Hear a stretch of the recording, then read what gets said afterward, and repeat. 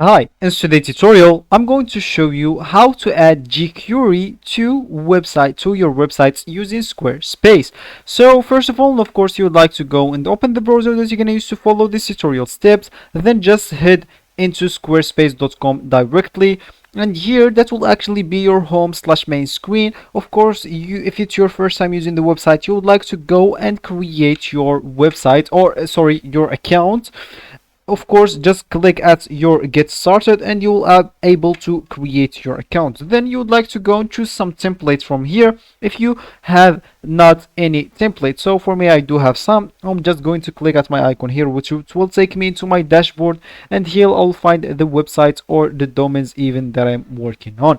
So let me just go and click at one of my websites here that I'm testing on. So here, let me just show you this. So as you can see, how to add jQuery carousel to Squarespace website. So all you need to do, just click browse button and select a folder to save the carousel files. So let me just go back here to the Squarespace websites. So I guess first of all, that's a bit confusing, so let's just ignore that. Let's just go here to our website, and then all we need to do, just click on settings here, let's scroll down and click at advanced, and here we would like to click at code injection. So here in the header, all we need to do is paste the code that I will leave in the description of the video.